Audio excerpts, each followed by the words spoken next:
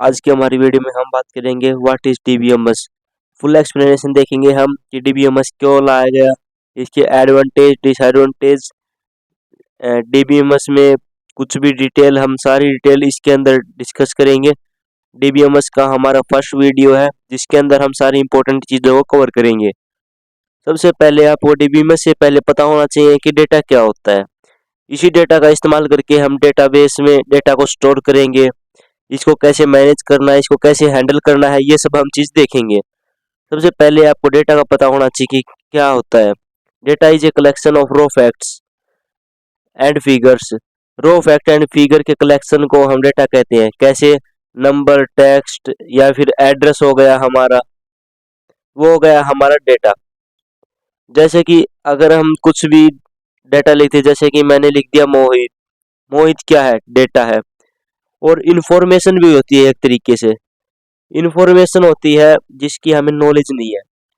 जैसे कि हमारे ऑल ओवर वर्ल्ड के अंदर कितनी कंट्रीज है, जैसे कि बहुत सारी लाखों वर्ड है। मान लीजिए वर्ड डिक्शनरी के अंदर लाखों वर्ड है।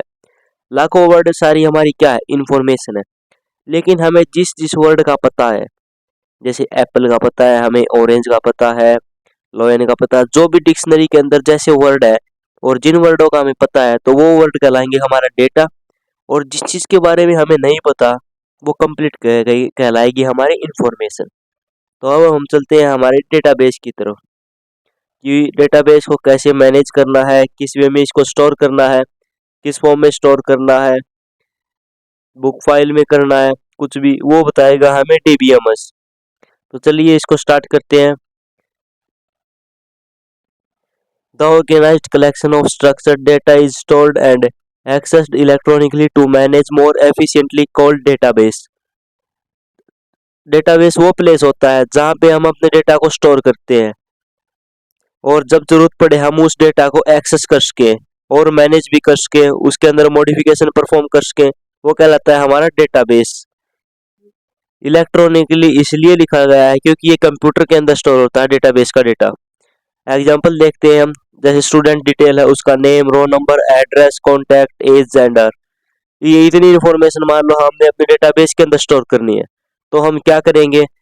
पहले एक स्ट्रक्चर रेडी करेंगे अपने डेटाबेस के अंदर, उसके बाद इंफॉर्मेशन को स्टोर करेंगे।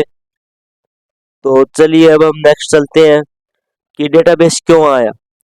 जैसे हमारे पास ये डेटा है, नेम नेम हो गया मान लीजिए मोहित, रोल नंबर हो गया 1 और जेंडर हो गया मेल। अब ये डेटा है, इसको अब हम अपने सिस्टम के अंदर सेव करके रखेंगे, जब जरूरत पड़े इसको एक्सेस कर सके। तो अब सबसे पहले इसको स्टोर करेंगे, इन सभी को स्टोर करेंगे अपने डेटाबेस के अंदर। अब हमारे पास डेटा आ चुका है, अब इजीली हम इसको एक्सेस कर सकते हैं। यही काम होता है डेटाबेस का। अब इन डेटा के साथ हम चेंजेस भी परफॉर्म कर सकते हैं। ये सिक्योर्ड होता है, हमारे डेटा को सिक्योर रखता है। जब हमें जरूरत पड़ेगी ये इसको एक्सेस करके देगा, मॉडिफिकेशन कर सकते हैं, अपडेट कर सकते हैं, सारी चीजें हम परफॉर्म कर सकते हैं अपने डेटाबेस के अंदर। अब हम डिस्कस करेंगे व्हाई डेटाबेस कम, डेटाबेस को क्यों लाया गया। सबसे पहले आप ये जान लो कि डेटा स्टोर की टेक्निक क्या कौन कौन सी है, मतलब हम कितने तरीके से अपने डेटा को स्टोर कर सकते हैं। पहला तरीका है हमारा जो सबसे पहले आया था, books and file system. Books and file system में हम डेटा को बुक्स की फॉर्म में स्टोर करते थे एक नोटबुक के अंदर। फिर उसके बाद आया हमारा फ्लैट फाइल सिस्टम। इसके अंदर क्या हुआ कि हम कंप्यूटर के अंदर अपनी फाइल की फॉर्म में डेटा रखते थे। इसके अंदर फिर कुछ ड्रॉबैक आया, इन दोनों के बाद ड्रॉबैक आने के बाद हमारे पास आया डेटाबेस। अभी बुक्स एंड फाइल सिस्टम क्या होता है हम इनको एक एक करके डिस्कस करेंगे। It was a earlier mechanism adopted by organization to storing the information. Organization पहले अपने इंफॉर्मेशन को स्टोर करने के लिए बुक एंड फाइल का इस्तेमाल करती थी, क्योंकि पहले हमारे पास कंप्यूटर नहीं थे। तो हमारे पास जब कंप्यूटर नहीं थे तो हम नोटबुक के अंदर डेटा को स्टोर करते थे।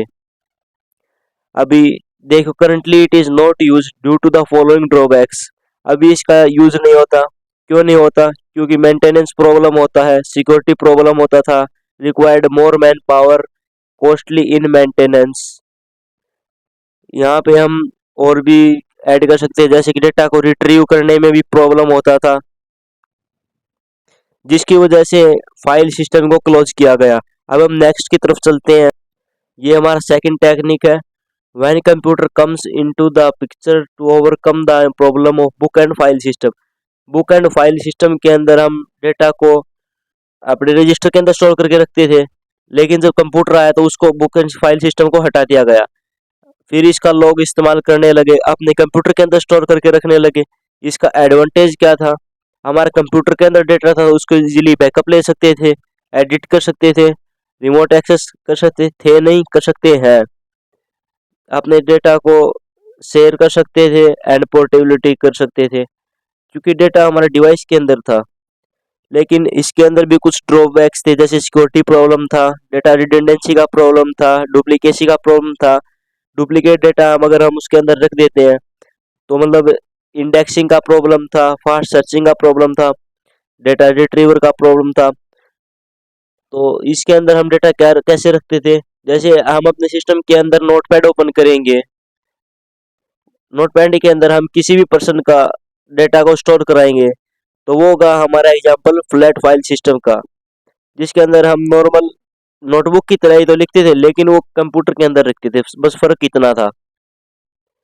Disadvantage of flat file system जो भी हमने डिस्कस किया था, सिक्योरिटी वगैरह, retrieval problem, security, data redundancy problem, data integrity. Integrity का मतलब क्या होता है कि डेटा प्रॉपर मेंटेन नहीं रहता है। इंडेक्सिंग का प्रॉब्लम। अब हम थर्ड टेक्निक के बारे में बात करेंगे, डेटाबेस का, जो एक प्रोफेशनल तरीका है। डेटाबेस का यूज करने का सबसे पहला तरीका ये है, क्योंकि ये सिक्योर होता है, ये हमें सिक्योरिटी प्रोवाइड कराता है। दूसरा ये है कि इसके लिए आपको प्रॉपर नॉलेज होना चाहिए, तभी आप डेटाबेस का इस्तेमाल यूज कर सकते हो, क्योंकि इसके अंदर एसक्यूएल लैंग्वेज का यूज होता है, क्वेरी होती है। तो टेक्निकल प्रोफेशनल पर्सन इसका यूज कर सकता है, नॉन टेक्निकल इसका अच्छे से मतलब बिल्कुल यूज भी नहीं कर सकता। तो मैं एक बार आपको दिखा लेता हूँ। कुछ मान ली डिटेल है, उसको स्टोर कराना है, उस डेटा को अपने डीबीएमएस के अंदर, तो इसके डेटा को हम इसके अंदर स्टोर कर देंगे, और जब भी हमें जरूरत पड़ेगी यूजर को, तो उसको एक्सेस कर देगा, रिट्रीवल कर देगा। तो मैं इसका एडवांटेज दिखाता हूँ। रिट्रीवल का प्रॉब्लम बहुत इजी होता है, रिट्रीवल अच्छे से कर सकते हैं हम, ये सिक्योर होता है। आपको क्रेडेंशियल देख के इसको एक्सेस करना होगा, तभी आप उस डेटा को एक्सेस कर सकते हो, सिक्योरिटी आई होगा। डेटा रिडंडेंसी होता है, डेटा सेम रहेगा लेकिन आप उसको एक्सेस कर सकते हो। डेटा इंटीग्रिटी मतलब इसके अंदर प्रॉपर डेटा मेंटेन होता है, एक प्रॉपर स्ट्रक्चर वे में डेटा रहता है। इंडेक्सिंग फास्ट सर्चिंग का टेक्निक होता है डेटाबेस के पास, तो ये डेटाबेस का एडवांटेज हो गया। अब याद रखिए, डेटाबेस क्या है, जहाँ पे हमें डेटा को स्टोर करते हैं। डीबीएमएस क्या है, डीबीएमएस एक मैनेजमेंट सिस्टम है, जो हमें बताता है कि डेटाबेस को कैसे हैंडल करना है, उसके साथ कैसे मैनेज करना है, वो हमें बताता है डीबीएमएस। इसलिए डीबीएमएस के अंदर हम डेटाबेस बार बार सुनने को मिलेगा, आपको कंफ्यूज नहीं होना है डीबीएमएस और डेटाबेस के अंदर। अब हम डिस्कस करेंगे कि डीबीएमएस क्या होता है।